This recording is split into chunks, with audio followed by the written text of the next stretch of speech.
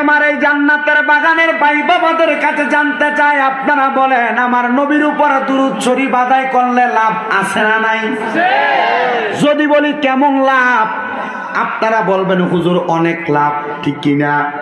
কিন্তু আমার নবী কয় উম্মত, দুনিয়ার জমিনের ভিতরে আমি নবীর উম্মতেরা যেই ব্যক্তি আমি নবীর প্রতি যত বেশি দরুদ আদায় করবে, আমি নবী বললাম জান্নাতে ওই ব্যক্তি আমি নবীর তত কাছাকাছি থাকবে। তাহলে যেই ব্যক্তি নবীর উপর যত বেশি দরুদ আদায় করবে, জান্নাতে ওই ব্যক্তি নবীর তত কাছাকাছি থাকবে। আমি জানতে চাই বাবারা, আমরা সবাই ওই নবীর কাছাকাছি পাইতে চাই কি চাই না? ওই নবীর দুরূদ আদায় করলে আমার আল্লাহ তাআলার বান্দাদেরকে আমার আল্লাহ তাআলা কষ্টে রাখেন না, বিপদে রাখেন না, টেনশনে রাখেন না। নবী গো কেমনে? আমার নবীর একজন আশেক যিনি বাস করতেন দামেস্ক এলাকার মধ্যে, উনি বলেন জগতের মানুষ, আমি এলাকার মধ্যে বসবাস করতে করতে আমার এলাকার মানুষের খাবার খাইতে খাইতে আমি একদিন নামাজ পড়ার পরে আমার আল্লাহর কাছে মুরাকাবা করলাম, মাবুদ ও আল্লাহ, ফরিয়াদ জানাই আপনার কাছে, আমি যে নামাজ পড়ি, আমি যে রোজা রাখি, আমি যে হজ করি, যাকাত দেই, আল্লাহ আমার নামাজ রোজাগুলা কবুল হয়নি। আমার আল্লাহর দরবার থেকে আওয়াজ আসছে, রে আল্লাহর বান্দা, তোমার নামাজ রোজা কোনো কিছু আমার আল্লাহর কাছে কবুল হয় না।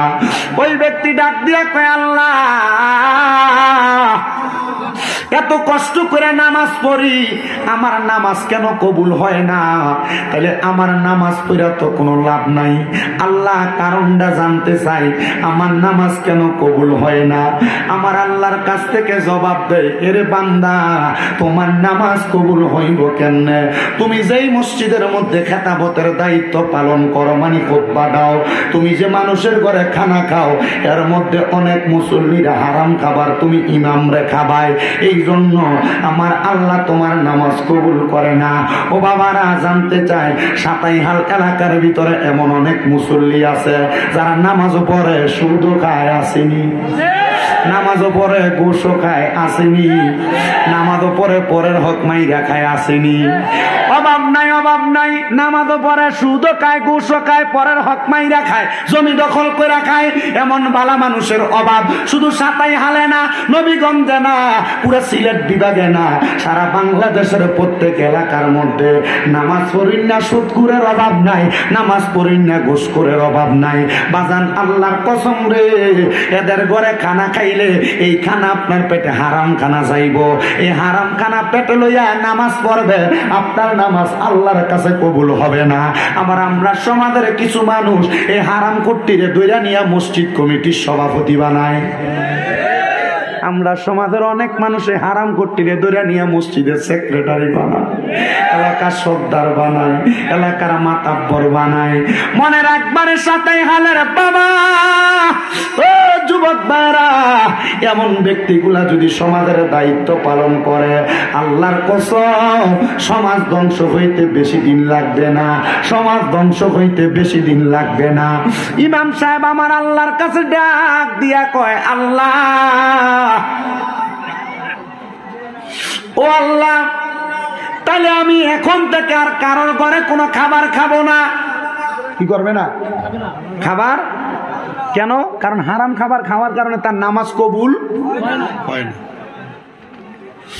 উনি বলেন, আমি আবার চিন্তা করলাম, হালাল খাবার তালাশ করতে গেলে আমার কাছে আর অন্য কোনো কিছু নাই। বৃষ্টি যখন হবে আমি বৃষ্টির পানি ভক্ষণ করব, পান করব। কিসের পানি? কথা কন, কিসের পানি? উনি বলে বৃষ্টির পানি পান করব। তুমি চিন্তা করলেন, বৃষ্টির পানি যেহেতু আমি পান করব, বৃষ্টির পানি রাখার মতো কোনো পাত্র আমার কাছে নাই।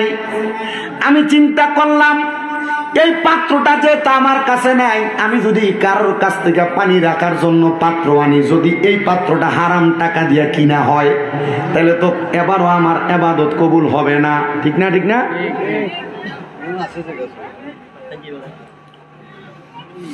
উনি বলেন, আমি যে নামাজের মুসল্লাটা বিছিয়ে নামাজ আদায় করতাম, যায় নামাজ আছে না আপনাদের? যে নামাজের মুসল্লা বিষয়ে নামাজ আদায় করতাম, ওই নামাজের মুসল্লাটা আমি বৃষ্টির পানির মধ্যে মেইলা দিলাম। বৃষ্টির পানি পড়তে পড়তে আমার মুসল্লাটা ভরপুর হয়ে গেছে। ওই মুসল্লাটাইকা আমি চাইপা 2 দিন পর্যন্ত পানি পান করছি। এরপরে আমার এলাকায় আর বৃষ্টি হইতেছে না। এবার আমি একটানা 5 দিন পর্যন্ত ক্ষুধার্ত। কয়দিন? 5 দিন পর্যন্ত কোনো খাবার আমি খাই না। যখন আমি এমন ক্ষুধার্ত 5 দিন খাবার খাই না, আমি চিন্তা করলাম নবীজির দুরূদ পড়লে তো আল্লাহ তাআলা বরকত দান করে। আমি দুরূদ শরীফ পড়তে লাগলাম। পড়তে পড়তে আমি আমার ঘরের ভিতরে ঘুমায় গেলাম। ঘুমানোর পরে রে বাবারা, আমি হঠাৎ করে দেখলাম আমার ঘরের মধ্যে নূরের আলো ঝলমল ঝলমল করতেছে। আমি আমার ঘরের দিকে তাকাইলাম, দেখলাম আমার ঘরের মধ্যে এমন একজন ব্যক্তি আগমন করছে, যিনি হইল ইসলামের 4র্থ খলিফা, যার নাম হইল হযরতে আলী রাদিয়াল্লাহু তাআলা আনহু। উনি আমার ঘরে আইসা আমার ডাক দেয়, এরে আল্লাহর বান্দা, তুমি তো 5 দিন পর্যন্ত কোনো খাবার খাও নাই, তাড়াতাড়ি ঘুম থেকে ওঠো, তুমি তাড়াতাড়ি ঘুম থেকে ওঠো। বলে কারণ কি? বলে ঘুম থেকে ওইটা আমার নবী তোমার ঘরের মধ্যে হাজির হয়েছে, তুমি আমার নবীর সালাম দাও। উনি বলেন, আমি ঘুম থেকে যখন জাগ্রত হইলাম, আমি জিজ্ঞাসা করলাম, হে হযরত আলী, ওই আমার নবীর তো আমি দেখি না। উনি বলে, তুমি তোমার দরজার দিকে তাকাও। বলে আমি তাকে দেখলাম আমার নবী রহমাতাল লিল আলামিন নবী মাঝখান দিয়ে হাঁটতেছে। নবীর ডান দিকে নবীর কলিজার টুকরা সাহাবী হযরত আবু বকর সিদ্দিক রাদিয়াল্লাহু তাআলা আনহু, নবীর বাম দিকে নবীর কলিজার টুকরা সাহাবী হযরত ওমর রাদিয়াল্লাহু তাআলা আনহু, নবীর পেছনে পেছনে নবীর কলিজার টুকরা সাহাবী হযরত ওসমান রাদিয়াল্লাহু তাআলা আনহু আমার সামনে আসছে। আর আমার ডাক দিয়া কয়, পাগলা, হারাম খাবার খাওয়ার কারণে তোমার ইবাদত কবুল হয় না, এই জন্য এখন তুমি কোনো হারাম খাবার খাও না। বৃষ্টির পানি খায়া 2 দিন সময় কাটাইছো, আজকে 5 দিন পর্যন্ত তোমার পেটের মধ্যে কোনো খানা নাই। পেটের ক্ষুধার জ্বালা সহ্য করতে না পাইরা তুমি তো আমি নবীর প্রতি দরুদ শরীফ আদায় করেছ। পাগলা রে, আমি নবীর সামনে আয়। উনি বলেন, আমি ঘুমের ঘরে স্বপ্নে দেখলাম আমার নবীর পাঞ্জাবি মুবারকের আস্তিন মুবারকের পকেট থেকে একটা রুটি বাহির কইরা আমার হাতের মধ্যে দিয়া দিছে। আর আমার বলতেছে, রে আমার আসে, তুমি ওই রুটিটা খাও, আমি নবী তোমার রুটি খাবার দেখব। উনি বলেন, আমি রুটিটা খাইতে লাগলাম। অর্ধেক রুটি খাওয়ার পরে আমি দেখলাম আমার ঘুমটা ভাঙ্গা গেছে। আমি মনে করলাম হয়তো এটা আমার স্বপ্নই রয়ে গেছে, কিন্তু আমি যে স্বপ্নে দেখছি আমার নবী আমার হাতের মধ্যে একটা রুটি দিয়া আমার বলছে খাওয়ার জন্য। আমি অর্ধেক রুটি খাইছি। অর্ধেক রুটি খাওয়ার পরে আমার ঘুমটা ভাঙ্গা গেছে। আমি ঘুমটা ভাঙ্গার পরে আমার ডান হাতের দিকে তাকায়া দেখলাম বাকি অর্ধেক রুটি আমার হাতের মধ্যে রয়ে গেছে। ডাক দিয়া কই, জগতের মানুষ, ও দুনিয়ার মানুষের দলেরা, আমি বুঝতে পারলাম আমার নবীর প্রতি দুরূদ শরীফ আদায় করলে আমার নবীর ওই উম্মত যদি অভাবে থাকে, আমার আল্লাহ তার খানার ব্যবস্থা করে দেয়। আমার নবীর প্রতি দুরূদ আদায় করলে নবীর ওই উম্মত যদি টেনশনে থাকে, আমার আল্লাহ ওই উম্মতের টেনশন দূর করে দেয়। আমার নবীর প্রতি দুরূদ পড়লে ওই উম্মত যদি মুসিবতে থাকে, আমার আল্লাহ তাআলা মুসিবত দূর করে দেয়। এবার আপনারা বলেন, ও সাতাই হালের নূরে মদিনা ইসলামী সুন্নি যুব সংঘের উদ্যোগের আত্ম ইসলামী সুন্নি সম্মেলনের বাবারা, যে নবীর উপরে দুরূদ শরীফ আদায় করার কারণে আমার আল্লাহ তাআলা এমন নিয়ামত দান করে, আমরা সবাই ওই নবীর উপরে দুরূদ আদায় করতে চাই কি চাই না? আসতে পারবেন না জোরে? একটু মুহাব্বতে আমার সাথে দুরূদ শরীফ পড়েন। আল্লাহুম্মা সাল্লি আলা সাইয়্যিদিনা মাওলানা মুহাম্মদ ওয়া আলা আলি সাইয়্যিদিনা মাওলানা। জগৎ পাগল কাবার জন্য, কাবা পাগল মাবুদের, মাবুদ পাগল দয়া দয়াল নবীজি পাগল উম্মতের আল্লাহুম্মা সাল্লি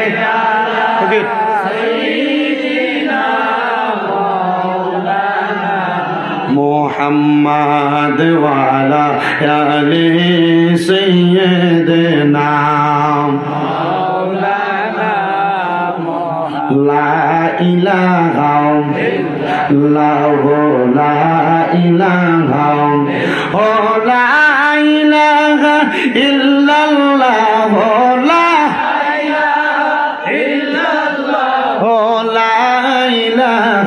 ইল্লাল্লাহ লা ইলাহা ইল্লাল্লাহ লা ইলাহা আল্লাহ আদম হাওয়া বানাইলা তুমি বেহেশতের মাঝে রাখিলা বলেন আদম হাওয়া বানাইলা তুমি বেহেশতের মাঝে রাখিলা আবার হেকেমতে গম দম খাওয়াইয়া হেকেমতে গম খাওয়াইয়া দুনিয়াতে পাঠাইলা লা ইলাহা ইল্লাল্লাহ লা ইলাহা আইরে নামাজ রোজা সাই রহনা কেহ মা বাবার খেদমত সাই রহনা বলেন নামাজ রোজা সাই রহনা কেহ মা বাবার খেদমত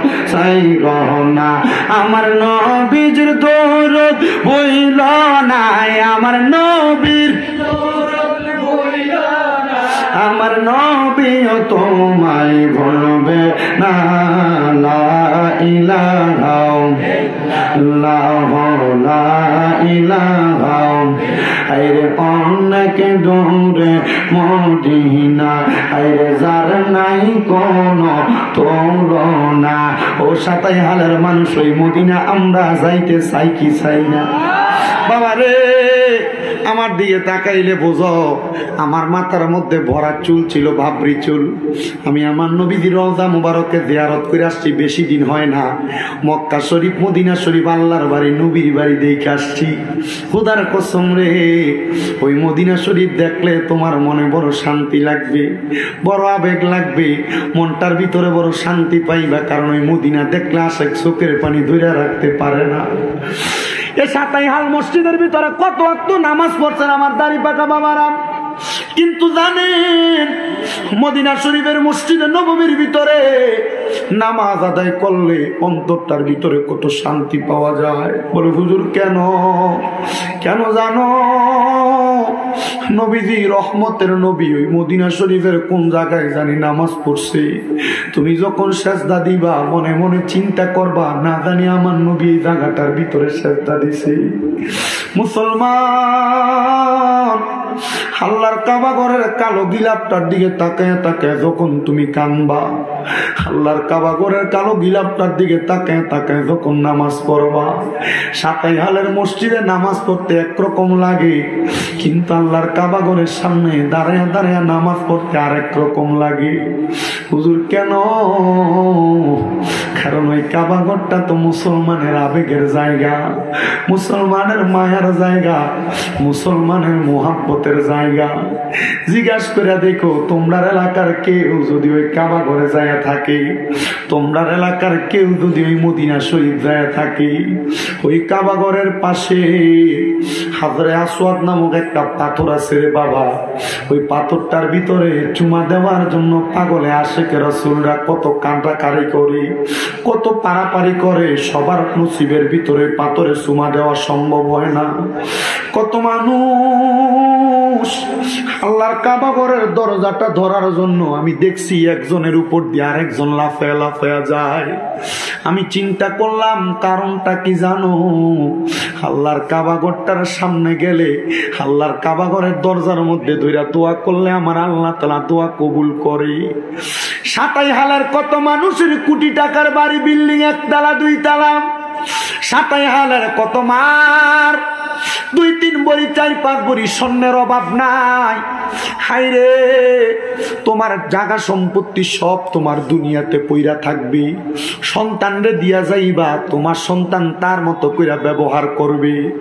যদি জায়গা সম্পদ বেশি থাকে 1-2 শতক জায়গা বিক্রি কইরা মনে মনে নিয়ত করো তুমি এই বছরই মক্কা মদিনা যাইবা।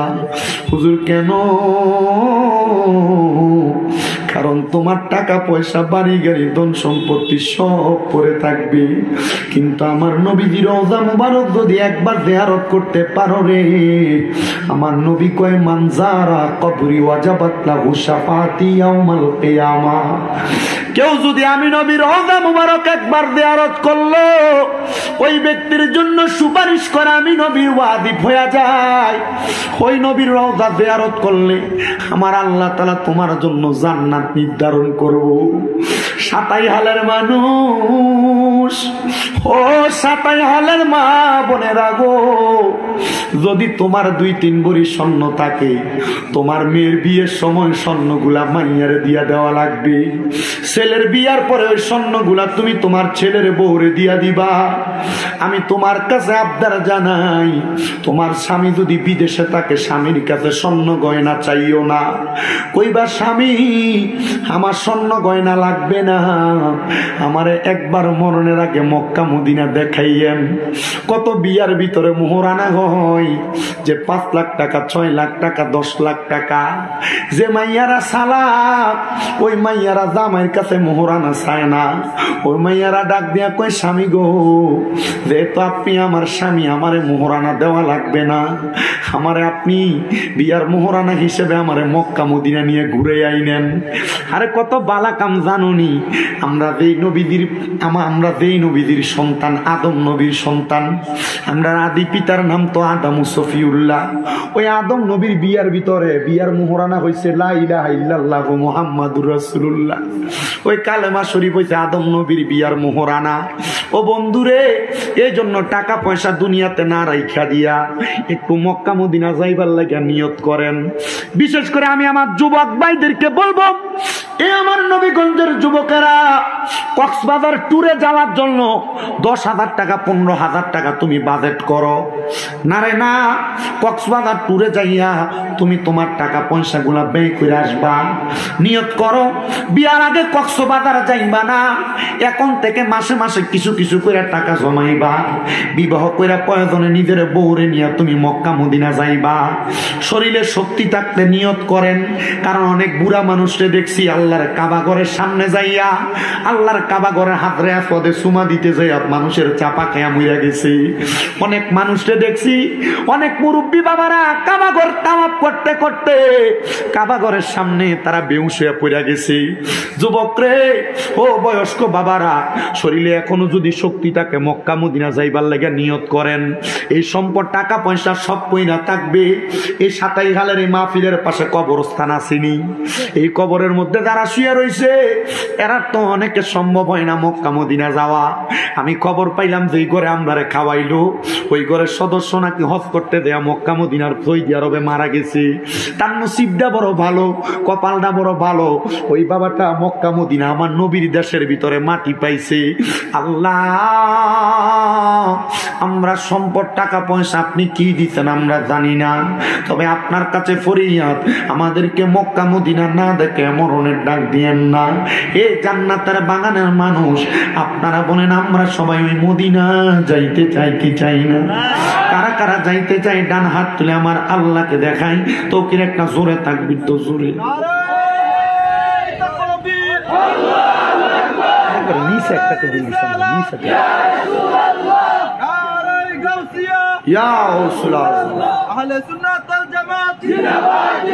ভাই সাহেব শায়েস্তাগঞ্জ পয়েন্ট পার হওয়ার আগে সাক্কা ফামসার হয়ে যাবো। এই আওয়াজ দিয়ে মদিনা যাবো দূরের কথা, মদিনা যাইতে আওয়াজ দেওয়া লাগবে, জজ বল একটা আওয়াজ।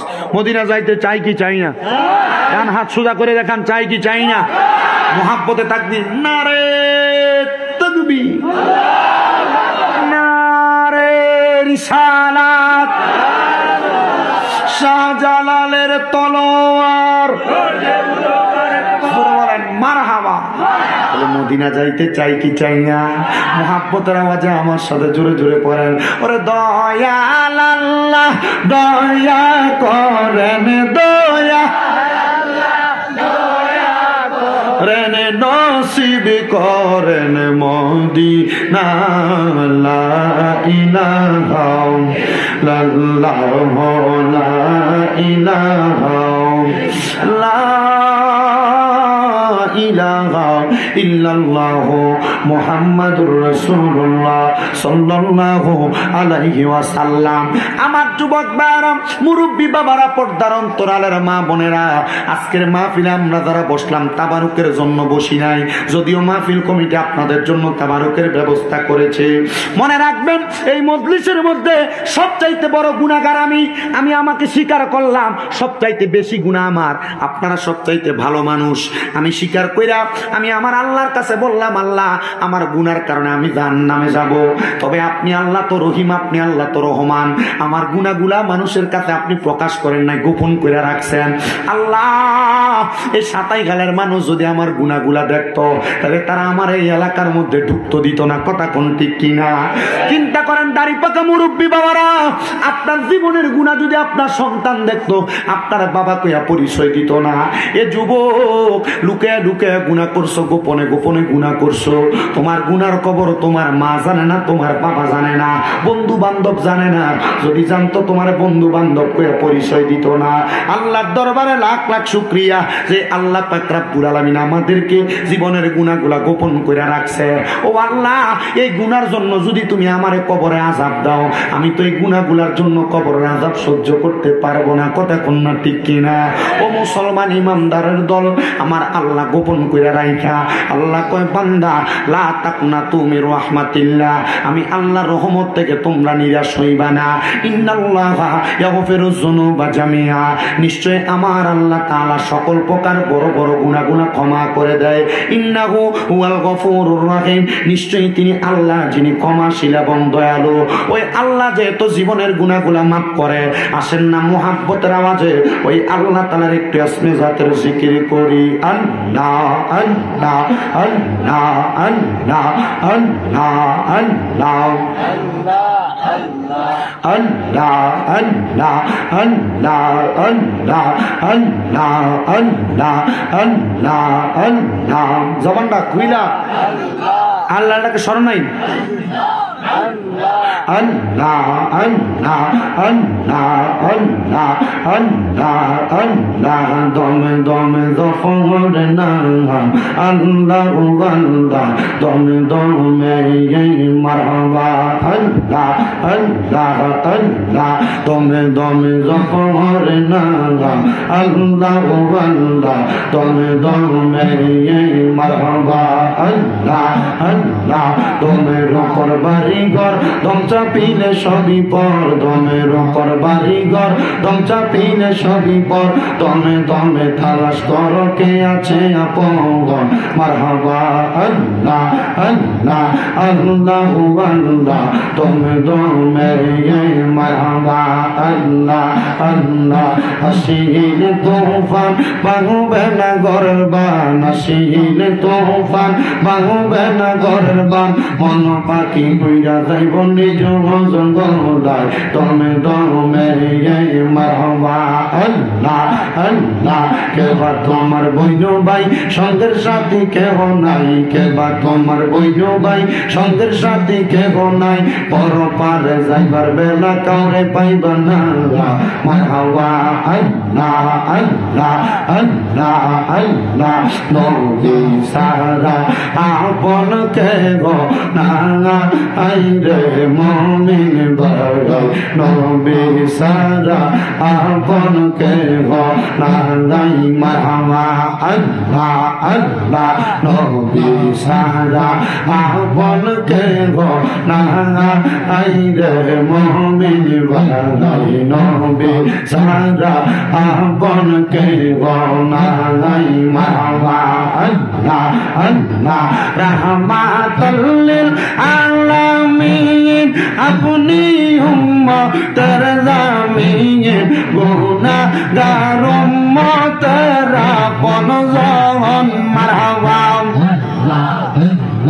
রাহমাতাল লিল আলামিন আপনি উম্মতের দামিন গুনাহগার উম্মতের আপনজন মারহাবা উম্মতের লাগিয়া সাজদায় থাকবেন পড়িয়া উম্মত সারা কিছু বোঝেন না আইরে মুমিন বাবা নবী সারা আমরা রাবণ কেহ নাই মারহাবা আল্লাহ আল্লাহ জবান না খুইলা আল্লাহ রে আল্লাহর কাছে শরম নাই আল্লাহ আল্লাহ আল্লাহ আল্লাহ ইয়া রাব্বি হাবলি উম্মতি কান্দান দয়াল নবীজি এখন তো কান্দান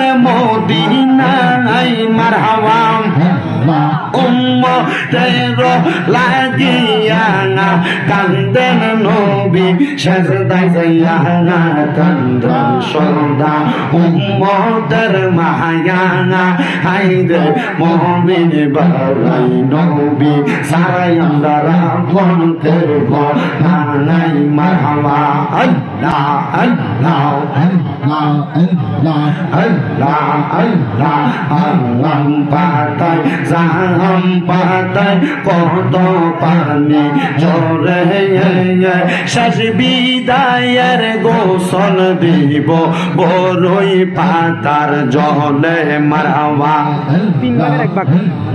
আল্লাহ আল্লাহ আম পাতায় জাহাম পাতায় কত পানি জরে শেষ বিদায়ের গোসল দিব বড়ই পাতার জলে মারহাবা আল্লাহ আল্লাহ সেই কবরে নূরের নবী আইব রে হাইরে সেই কবরে নূরের নবী আইব রে ও পানের মোহ মুর্শিদ রে তুমি ধীরে ধীরে ফিরে ফিরে চালা আইয়ো রে মারহাবা আল্লাহ আল্লাহ তোমায় ডাক দিলে বলার পানে চাইও রে তোমায় ডাক দিলে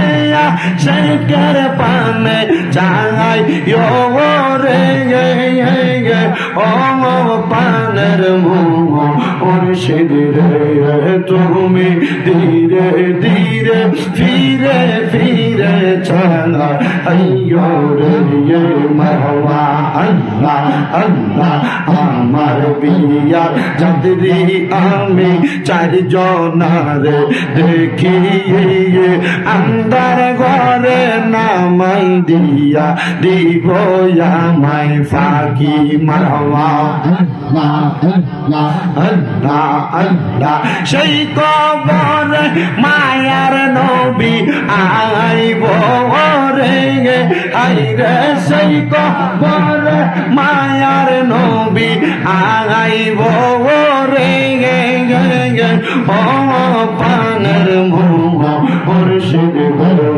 তুমি ধীরে ধীরে ফিরে ফিরে চালা আইয়ো রে মারহাবা আল্লাহ আল্লাহ তোমায় ডাক দিলে বলার পানে চাইয়ো রে ও পানের মোহ মুর্শিদ রে তুমি ধীরে ধীরে ফিরে ফিরে চালা আইয়ো রে মারহাবা আল্লাহ আল্লাহ আল্লাহ আল্লাহ আল্লাহ আল্লাহ আল্লাহ আল্লাহ আল্লাহ লা ইলাহা ইল্লাল্লাহ মুহাম্মাদুর রাসূলুল্লাহ সাল্লাল্লাহু আলাইহি ওয়াসাল্লাম মুহাব্বতের আওয়াজে জবান খুলে উচ্চ কণ্ঠে জোরে পড়ি আলহামদুলিল্লাহ জবান খুলে জোরে পড়ি আলহামদুলিল্লাহ আমার ভাইরা বাবারাম, আর ডাইনে বামে যাব না, আমি ধারাবাহিকভাবে আপনাদের কাছে বয়ানটা শেষ করে দিয়ে চলে যাব। আমি অল্প কিছুক্ষণ সময় আপনাদেরকে কষ্ট দিতে এখানে বসেছি। আমি আল্লাহ তাআলার কালামে হাকিম কুরআনুল কারীম থেকে একটা আয়াতে কারিমা তেলাওয়াত করেছি, যে আয়াতে কারিমাটা আপনারা মাঝে মাঝে তেলাওয়াত করে থাকেন। আমার আল্লাহ তাআলা কুরআনুল কারীমের মধ্যে বলেছেন, সবাই আমার সাথে জোরে জোরে পড়েন, আউযু বিল্লাহি মিনাশ শাইতানির রাজিম বিবারাকাতি বিসমিল্লাহির রাহমানির রাহিম লা ইয়াস্তাবি আসহাবুন নারি ওয়া আসহাবুল জান্নাহ আসহাবুল জান্নাতি হুমুল ফাইজুন। আল্লাহু আকবার। আওয়াজে তো আসতে, ও মুসলমান, আল্লাহু আকবার আওয়াজ দেয় তো আসতে দাও। মুসলমান এখনো কি একবার চিন্তা করলা না, মুসলমানের ইসলামটাকে রক্ষা করার জন্য আমরা ফুজি কিন্তু আল্লাহু আকবার, কথা কোন ঠিক কিনা? বলা হুজুর কেমনে? তাকে দেখো, ওই গুরু গোবিন্দ বাদশার রাজপ্রাসাদ থেকে শাহজালাল ইয়ামিনী আল্লাহু আকবরের ধ্বনি দিয়া নাসিরউদ্দিন সিবাতালার আজানের মাধ্যমে ধ্বংস করে দিছে, কথা কোন ঠিক কিনা? মুসলমান ভারতের দাদা বাবুরা বাঙালি মানুষটারে হুমকি দিতেছে, হিন্দুরারে উস্কিয়া দিতেছে। আর ওই হিন্দুরা উস্কানি পাইয়া ইস্কন নামক উগ্রবাদী সংগঠন বাংলাদেশের চট্টগ্রামের আদালত পাড়ায় একজন উকিলরে পর্যন্ত তারা কোবায়া মারছে, কথা কোন ঠিক কিনা? এরা আন্দোলন করতে যায় বাংলাদেশের মসজিদের ভিতরে আঘাত করছে। আমরা আজকের মাহফিল থেকে বাংলাদেশের সম্মানিত উপদেষ্টা ডক্টর মোহাম্মদ ইউনূসের কাছে আমরা একটা আবেদন জানাইতে চাই। ওই উগ্রবাদী সংগঠন ইস্কনেরা বাংলাদেশের মধ্যে এমন হট্টগোল করার কারণে, বাংলাদেশের মসজিদে আঘাত করার কারণে কোটি কোটি মুসলমানের কলিজায় আঘাত লাগছে। তাড়াতাড়ি এটার বিচার করেন, নচেত বাংলাদেশের মুসলমানের দিকে, বাংলাদেশের মসজিদের দিকে যদি কোনো বিধর্মীরা আঘাত করার চেষ্টা করে, আল্লাহর কসম মুসলমান এক এবং নেক হইয়া মাঠে নাইমা এটার জন্য আমরা দাবি জানাইব যেন এটা শাস্তি হয়, কথা কোন ঠিক কিনা?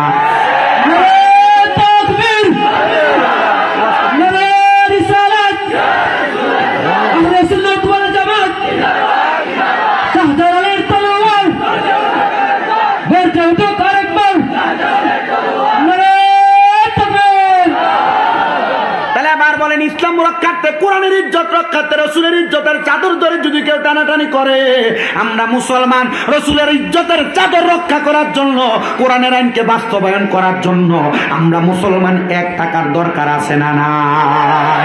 মুহাব্বতের আওয়াজে বলেন দরকার আছে না নাই? এই সাতাই হালের নূরে মদিনা ইসলামী সুন্নি যুব সংঘের বাইরা সহ আপনারা যারা জান্নাতের বাগান মাহফিলে বসলেন, মুহাব্বতের আওয়াজে আমার সাথে আমার কয়েকটা কথার জবাব দিবেন। আপনারা বলেন আমরা সবাই কার বান্দা? বলেন আমরা কার বান্দা?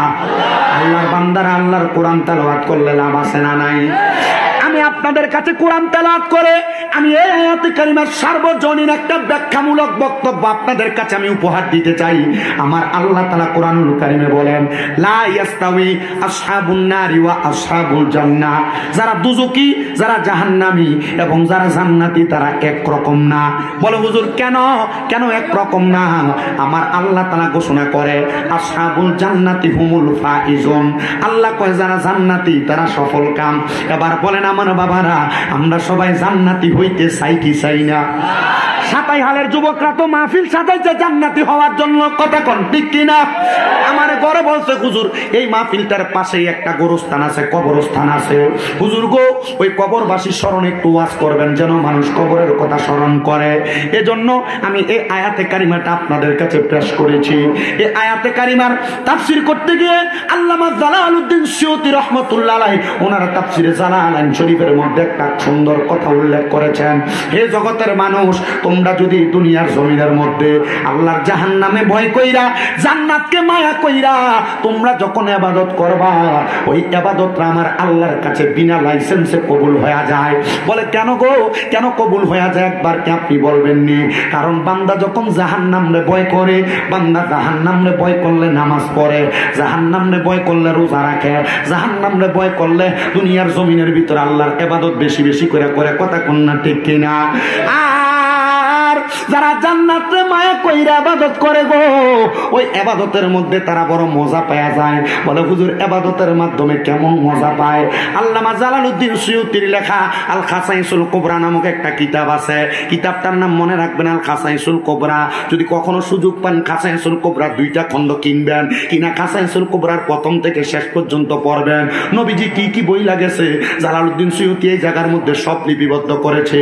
এই খাসাইসুল কুবরার মধ্যে নবীজির প্রখ্যাত সাহাবী ইসলামের প্রথম খলিফা হযরত আবু বকর সিদ্দিক রাদিয়াল্লাহু তাআলা আনহুর মৃত্যুর কথাটা এখানে উল্লেখ করা হয়েছে।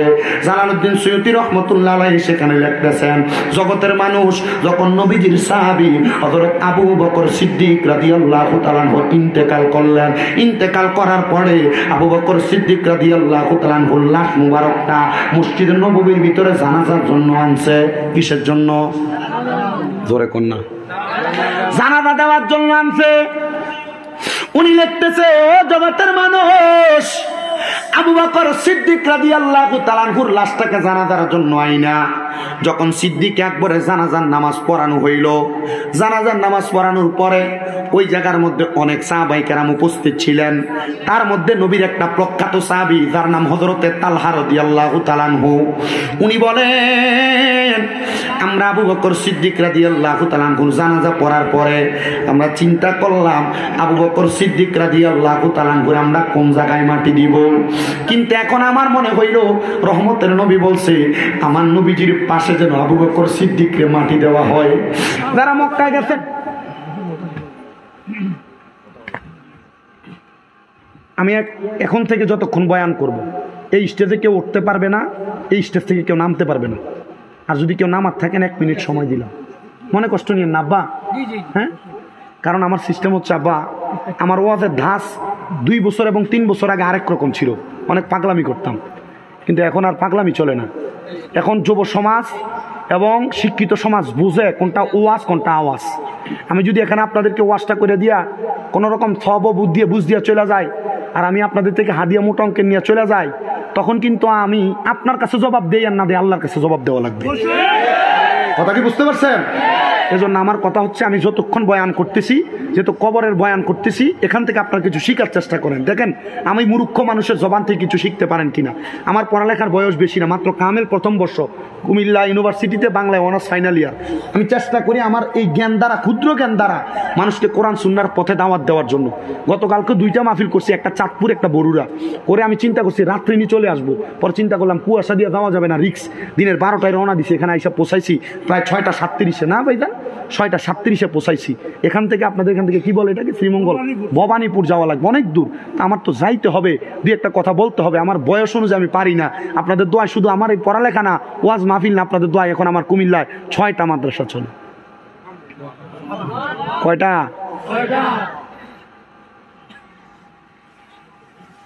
তো এতটুক মনে রাখেন, আমার ডিস্টার্ব দিয়ে না, আমি একটু বয়ান না। মাইক ঠিক আছে, 1 নাম্বার মাইক। 4 ঘন্টা ওয়াজ করলে গলায় কিছু হবে না।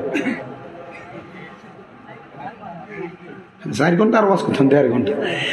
আমার বাবা বাবারাম, হযরত তালহা রাদিয়াল্লাহু তাআলা আনহু বলেন, উনি বলেন আমরা বুঝতে পারলাম নবী না বলছে আবু বকর সিদ্দিককে নবীর পাশে জায়গা করার জন্য। আমরা আবু বকর সিদ্দিকের লাশ মুবারকটা নিয়ে নবীর রওজা মুবারকের সামনে যেয়ে দাঁড়াইলাম। এমন টাইমে আমি তালহা চিন্তা করলাম আর দেখলাম রে, কোথায় থেকে জানি কে যেন আমার একটা আওয়াজ দেয়। বলে কিসের আওয়াজ দেয় জানো? আওয়াজটা হইল আমার ওই কবরের ভিতর থেকে, রওজা মুবারকের ভিতর থেকে বলতেছে, এ তালহা, এ নবীর সাহাবীরা রে, তোমরা কেন আমার আবু বকর সিদ্দিককে কবরে রাখতে দেরি করতেছ? বলে কেন কেন গো? আমার নবী, রহমতের নবী, রওজা মুবারক থেকে হযরত তালহার কাছে জবাব দেয়, আমার তালহা শুইনা লও রে, আবু বকর আমার দুনিয়াতে সঙ্গী ছিল, সাহাবী ছিল। আবু বকর আমি নবীর হিজরতের সাথী ছিল। তাড়াতাড়ি আবু বকর রে কবরে নামাইয়া দাও। আবু বকর আমি নবীর রওজার পাশে শুইয়া আমি নবীর সঙ্গী হইয়া যাবে। ওরে আবু বকর অবশেষে জায়গা পাইল নবীর পাশে। আবু বকর অবশেষে জায়গা পাইল নবীর কাছে, জীবনে আর দুঃখ রইল না। বাবা শোনো না হাদিসে পাকে বর্ণনা, বলেন যে মদিনায় যাইবে নবীর দিদার পাইবে, যে মদিনায় নবীর দিদার পাইবে, সাফায়াত করবে শাহে মদিনা। বাবা শোনো না হাদিসে পাকে বর্ণনা, বর্ণনা হাদিসে পাকে বর্ণনা। সিদ্দিকে আকবরের দাবি দেখবি যদি দয়াল নবী, সিদ্দিকে আকবরের দেখবি যদি দয়াল নবী, জীবনে আর দুঃখ থাকবে না, বলেন থাকবে না। আবু বকর ভালোবেসে জায়গা পাইল নবীর পাশে, আবু বকর ভালোবেসে জায়গা পাইল নবীর পাশে, জীবনে আর জ্বালা রইল না। বাবা শোনো না হাদিসে পাকে বর্ণনা, যে মদিনায় যাইবে নবীর দিদার পাইবে, যে মদিনায় যাইবে নবীর দিদার পাইবে, সাফাত করবে শাহে মদিনা। বাবা শোনো না হাদিসে পাকে বর্ণনা।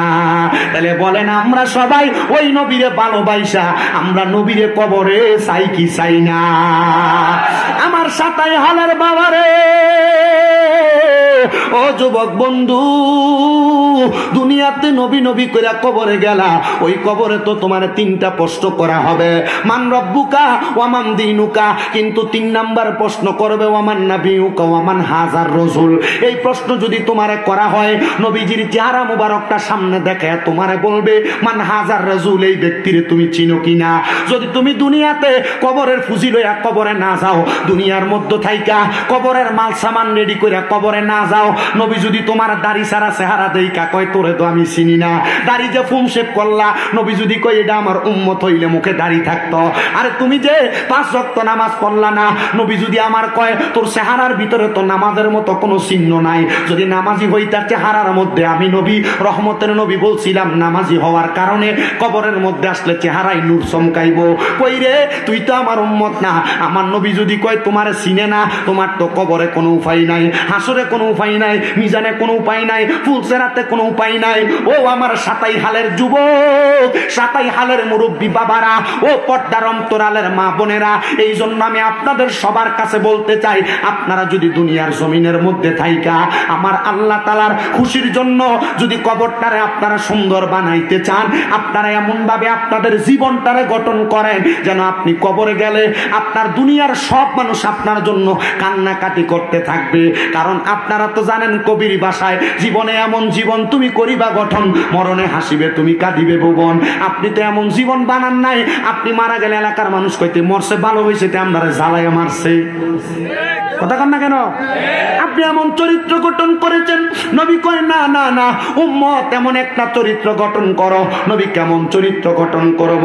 এবার আমার নবী আল্লাহর কোরআনুল কারীম থেকে বলতেছে, ইন্নাল্লাযীনা আমানু ওয়া আমিলুস সলিহাতি উলাইকা হুম খায়রুল বারিয়া। জবান খুলে জোরে কোন আল্লাহু আকবার। আমার নূরের নবী রাহমাতুল লিল আলামিন নবী আমার কয় উম্মত, ইন্নাল্লাযীনা নিশ্চয়ই যাহারা আমানু ঈমান আনে ওয়া আমিলুস সলিহাত নে আমল করে, উলাইকা হুম খায়রুল বারিয়া, তারা হইল দুনিয়ার সবচাইতে ভালো মানুষ, তারা হইল দুনিয়ার সবচাইতে ভদ্র মানুষ। ও বন্ধু, আপনি নামাজ পড়েন না, আপনি কত সুন্দর বলতেছেন আপনার কবরের ভিতরে আপনার কোনো চিন্তা নাই। একবার কি চিন্তা করছো আল্লাহর নবী রহমতের নবী কোরআনুল কারীমের এই আয়াতের আগের আয়াত তেলাওয়াত করে শোনায়া দেয়, ইন্নাল্লাযীনা কাফারু মিন আহলিল কিতাবি ওয়াল মুশরিকিনা ফি নারি জাহান্নামা খালিদিনা ফিহা উলাইকা হুম শাররুল বারিয়া। আল্লাহ আল্লাহর নবী কোরআনুল কারীমের আয়াত থেকে ঘোষণা করে জানায়া দেয়, নিশ্চয় যারা কুফরি করে, অসুবিধা হইতেছে আপনাদের, নিশ্চয় যারা কুফরি করে এবং দুনিয়াতে আহলে কিতাব এবং দুনিয়াতে শিরিক করে, আল্লাহ ছাড়া কারোর কাছে মাথা নত করে, আল্লাহ ছাড়া কাউকে সেজদা দেয়, আল্লাহর নবী কয় ও জগতের মানুষ, এই শিরিক করার কারণে, কুফরি করার কারণে আমি নবী ঘোষণা করলাম আল্লাহর কোরআন থেকে, উলাইকা হুম শাররুল বারিয়া, এরা হলো দুনিয়ার সবচাইতে বাদ লোক, সবচাইতে বদ লোক, সবচাইতে খারাপ লোক। এখন আপনি বলবেন হুজুর কুফরি করে কেমনে? আমরা তো কুফরির মানি বুঝি না, কুফরি কেমনে করে শোনো। আপনাদের এলাকায় অনেক মানুষ আছে যারা নামাজ পড়ে না, তারা কিন্তু কুফরি করে না। বলে হুজুর কখন কুফরি হবে? কেউ যদি নামাজ জানে ফরজ ইবাদত কিন্তু পড়ে না, এটা কুফরি হবে না।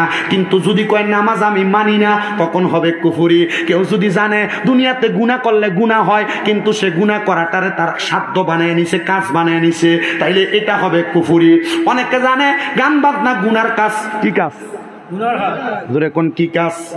গান বাজনা গুনার কাজ, কিন্তু সে গুনার কাজ দ্বারা গুনাহ যায় না, কেউ যদি করে তাইলে এটা হইব কুফরি।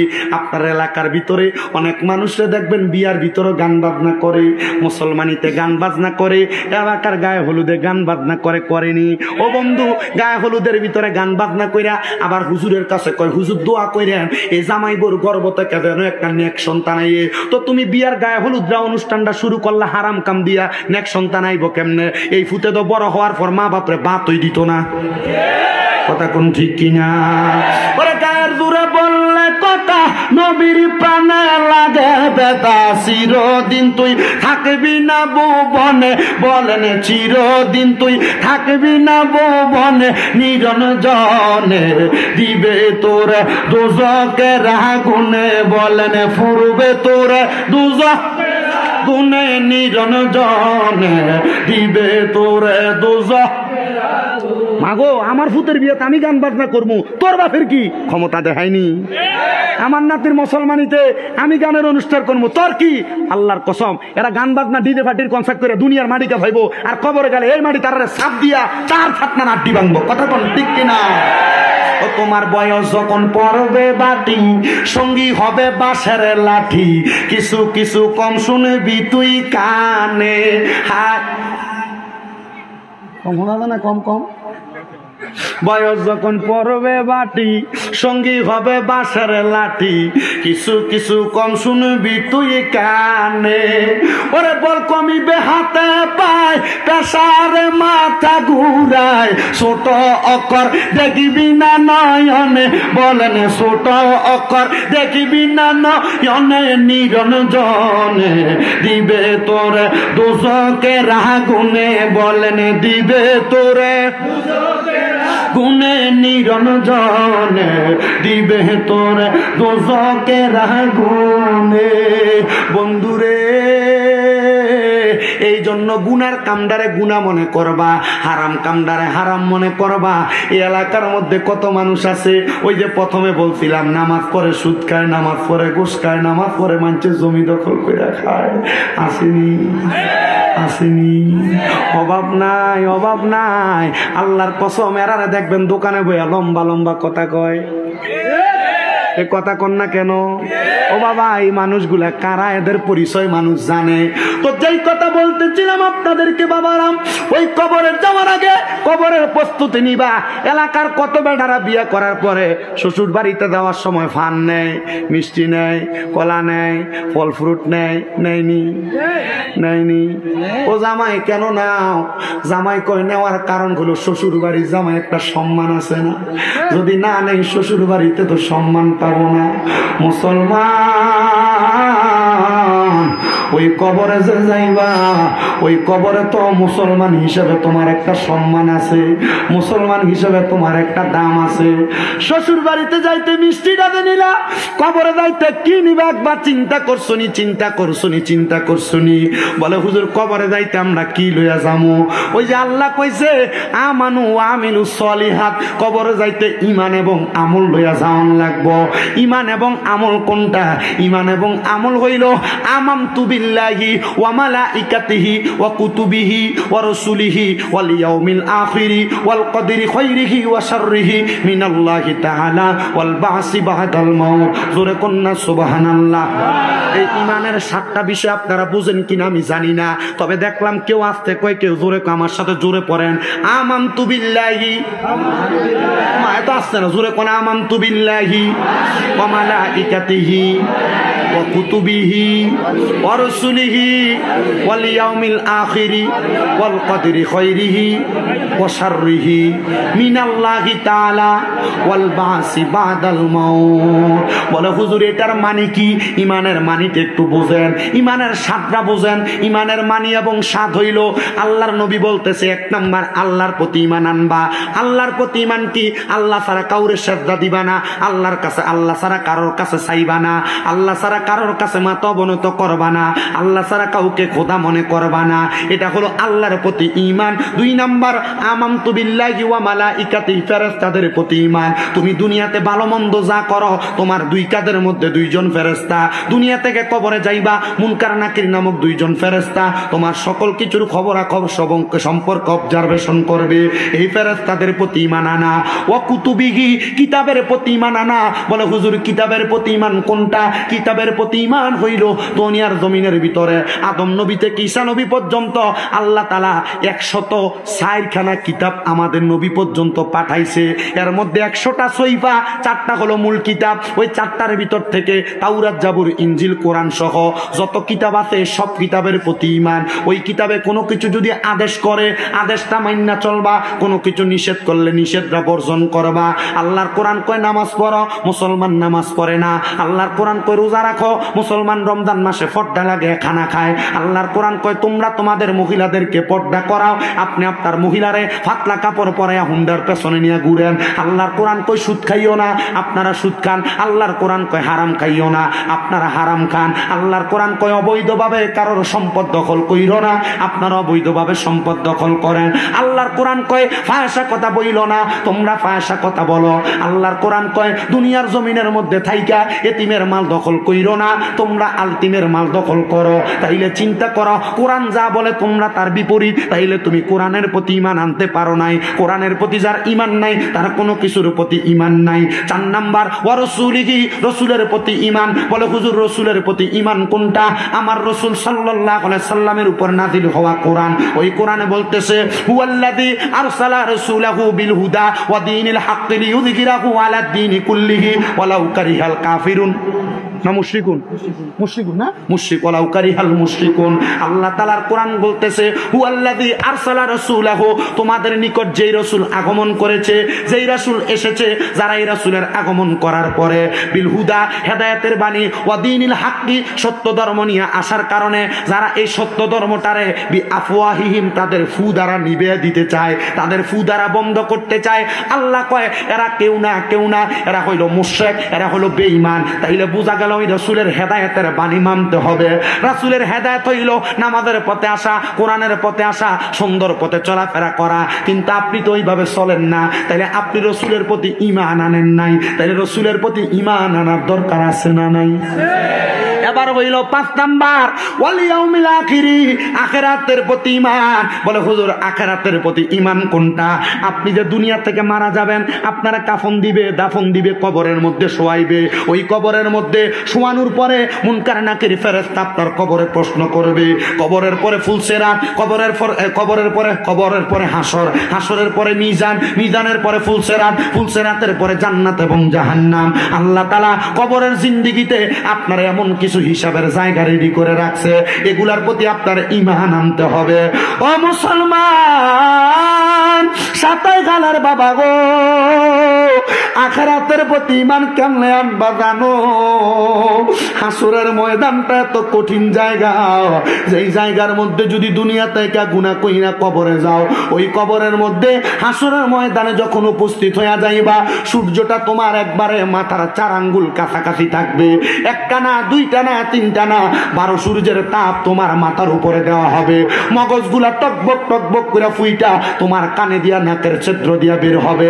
ওই হাসরের ময়দান ময়দান এমন মারাত্মক হবে, হাসরের ময়দানে নিষ্ঠা হবে তামার চাইতে গরম। ও মুসলমান, শুধু তাই না, গ্রামের সাগরের মধ্যে কোনো মানুষের মাজা পরিমাণ ঘাম থাকবে, কোনো মানুষের বুক পরিমাণ ঘাম থাকবে, কোনো মানুষ হাসরের ময়দানের মধ্যে সাঁতার কাটতে থাকবে। আল্লাহ, আমরা এমনি কষ্ট পায়া মরতে চাই না। আল্লাহর নবী কয়, ওই হাসরের ময়দানকে ভয় কইরা, কবরকে ভয় কইরা তোমরা এমন ভাবে চলাফেরা করবা, দেখবা আমার আল্লাহ তাআলা ওই কবরে যাওয়ার পর জাযাউহুম ইনদা রাব্বিহিম জান্নাতু আদনিন তাজরি মিন তাহতিহাল আনহার, আল আনহারু খালিদিনা ফিহা আবাদা রাদিয়াল্লাহু আনহুম ওয়া রাদওয়ান যালিকা লিমান খাশিয়া রাব্বা। জবানটা ছাইরা দিয়া উচ্চ কণ্ঠে আল্লাহর কোরআনের মুহাব্বতে জুড়ে বলেন আল্লাহু আকবার। আমার আল্লাহ তাআলা কয়, দুনিয়াতে কেউ যদি কবর, হাসর, মিজান, ফুলসিরাতকে ভয় কইরা নামাজ পড়ে, রোজা রাখে, হজ করে, যাকাত দেয়, দান সদকা করে, আমার আল্লাহ তাআলা ওই বান্দাকে একটা জাযা প্রদান করব। ওই জাযাটার নাম হলো জান্নাতুল আদন। ও নবী গো, জান্নাতুল আদনটা দেখতে কেমন আপনি বলেন না? আমার নবী কয়, ওই জান্নাতুল আদন দেখতে এমন, তাহতিহাল আনহার, ওই জান্নাতের নিচে দিয়ে একটা নদী প্রবাহিত হবে, নহর প্রবাহিত হবে। নবী গো, ওই নহরের মধ্যে কেমন পানি থাকবে? আমরা তো দুনিয়াতে সাদা মিনারেল ওয়াটার পানি পান করি। আল্লাহর নবী কয়, না রে উম্মত, না, ওই নহরের ভিতরে পানি থাকবে 4 প্রকারের পানি। ও নবী গো, কেমন 4 প্রকারের পানি আপনার কাছে জানতে চাই। আমার নবী, রহমতের নবী বলতেছে, 1 নাম্বার থাকবে জান্নাতের সারাবান তাহুরা। ও নবী, সারাবান তাহুরা কারা পান করবে? নবী আমার কয়, যারা কোনোদিন দুনিয়াতে নেশা পান করে নাই, ওই ব্যক্তি সারাবান তাহুরা পান করবে। 2 নাম্বার, ইন্না আতাইনা কাল কাউসার, কাউসারের পানি ওই নদীতে থাকবে। নবী গো, কাউসারের পানি কারা পান করবে? কয়, যারা দুনিয়াতে আল্লাহ নবীরে মুহাব্বত কইরা 5 ওয়াক্ত নামাজ পড়ছে, হারাম কর্মকাণ্ড করে নাই, এরাই কিন্তু দুনিয়ার জমিন থেকে কবরে যাওয়ার পর ওই হাউজে কাউসারের পানি পান করবে। ও নবী গো, জান্নাতের মধ্যে ওই নদীটার ভিতরে আর কেমন পানি থাকবে? আমার নবী কয়, আরেকটা পানি থাকবে, ওইটা হলো জান্নাতের মধু। নবী গো, জান্নাতের মধু কারা পান করবে? আমরা সমাজে অনেক মানুষ মা মারা যাওয়ার পরে বইন্ডের সম্পদ বুঝিয়ে দেয় না। আমরা সমাজের অনেক মানুষ ছোট ভাই মারা যাওয়ার পর, বড় ভাই মারা যাওয়ার পর ভাইয়ের সম্পদ বাজিদাদেরকে বোঝাইয়া দেয় না, দখল করে খায়। এমন বালা মানুষ সাতাই হালাল এলাকায় আছে না নাই? আল্লাহর নবী কয়, কেউ যদি দুনিয়াতে এমন দখল করে খায়, তাহলে ওই ব্যক্তি কোনোদিন ওই পানি মধু, জান্নাতের মধু পান করতে পারবে না। তাইলে নবী গো, জান্নাতের মধু তো তারা পান করবে যারা দুনিয়াতে কোনোদিন পরের হক মাইরা খায় নাই। ও নবী গো, ওই জান্নাতের মধ্যে আরেক প্রকার পানি কি থাকবে? আমার নবী কয়, জান্নাতের লাবান মানে দুধ থাকবে। নবী গো, জান্নাতের দুধটা কে পান করবে?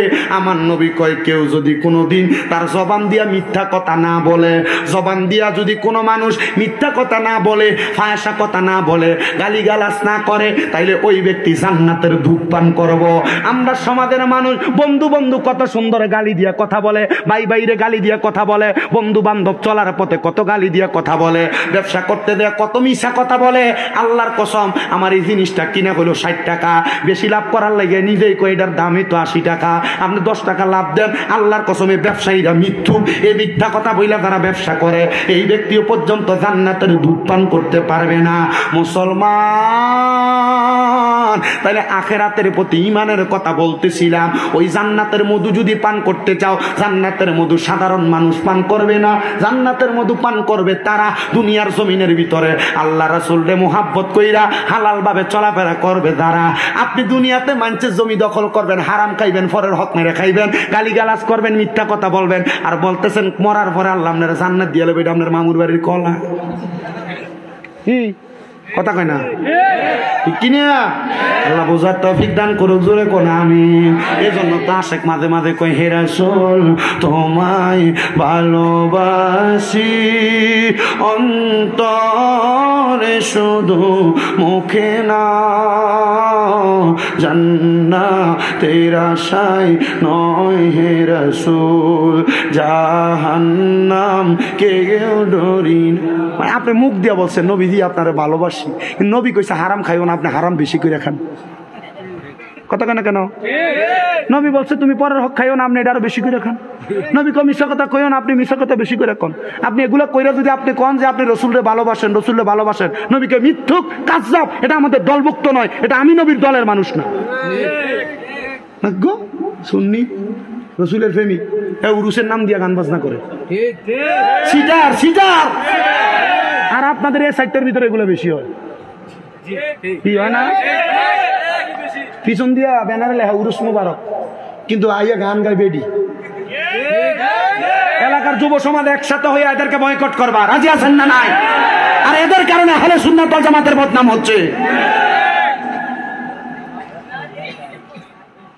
আর আপনারা যারা ঠিক ঠিক কইতে শোন, আপনারা আগের কাতারে যায় বেরিয়ে কোমল লারানি দেখবার লেগে সামনে দিয়ে খাড়ে আছে। কথা কয় না কেন? ঠিক কিনা? এগুলো কি জায়েজ কাম না হারাম কাম? এগুলো যারা করে তারা ভণ্ড। কথা বলেন ঠিক কিনা? আমি মাজারের পক্ষের লোক, আমি আল্লাহর ওলির মাজারে যাই, শাহজালাল ইয়ামিনীর মাজার জিয়ারত করি। জিয়ারত করার সময় সূরা ফাতিহা পড়ি, সূরা ইখলাস পড়ি, সূরা ওয়াকিয়া পড়ি, সূরা আর রহমান পড়ি, সূরা দুহা তেলাওয়াত করি, সূরা ইয়াসিন তেলাওয়াত করি। আমি এরার মতো যে মাথা ঠেকাই না। কথা বলেন না কেন? কারণ আহলে সুন্নাত ওয়াল জামাতের আকীদা মাজারে সিজদা দেওয়া নয়, জিয়ারত করা। নবীজি বলতে তোমরা বেশি বেশি জিয়ারত করো। আমি কেন? বলে জিয়ারত তোমাদেরকে মরণের কথা স্মরণ করাইয়া দেয়। আপনার কষ্ট হইতেছে? কটা বাজে? আরো 15 মিনিট আছি। আল্লাহ কবুল করো, আমিন কর। আপনারা আসুন না আমার লগে? কষ্ট হইব আপনারা? আসুন না ইনশাআল্লাহ, আল্লাহ যেন কবুল করে। জোরে কোন আমিন। সবাই দুরূদ শরীফ পড়েন। আল্লাহুম্মা সাল্লি সর্বতে গেছে নাবিয়ানা